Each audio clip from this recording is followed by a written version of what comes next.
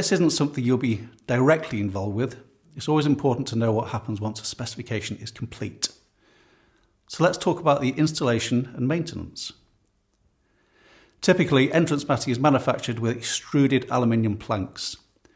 These are often cut around 2.4 metres, and these planks are then set in lines, lining up with the main routes of traffic through the Matwell area. T-bars are used to divide up these lines, and on large Matwells, the dominance of the linear design ensures these T-bars are unnoticeable. We're now going to show you a short video which will run you through the processes of installing an entrance mat.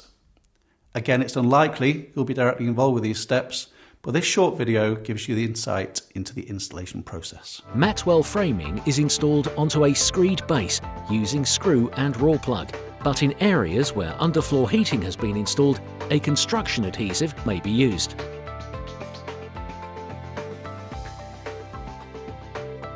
Once the framing is in place on all sides, the Matwell base must be formed using a rapid set latex screed.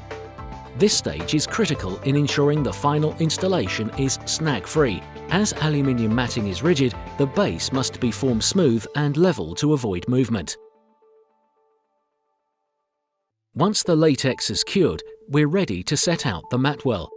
In our example, the first stage is to fit the matting beyond the revolving door.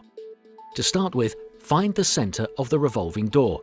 Often, this is indicated by a mark on the ring. Then, referring to the panel drawing, calculate and mark on the Matwell base where both edges of the centre panel will be positioned, allowing an additional 5 mm either side for the T-bar.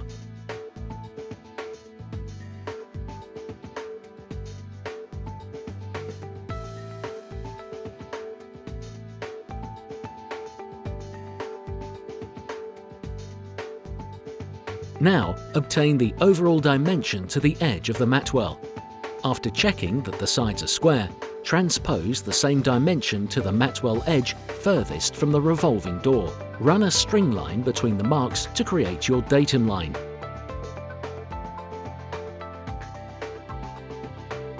The first side section can now be installed into position. Typically, these panels have been oversized and will therefore need cutting down to exact size, using a chop saw for best results.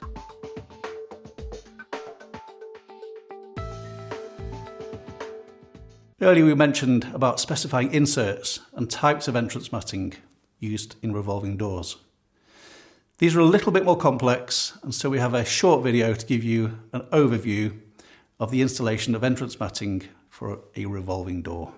Firstly, establish the exact diameter of the ring. The Matwell panels can then be laid out upside down in the final installation position with the T-bar in place and the diameter marks on the back of the matting.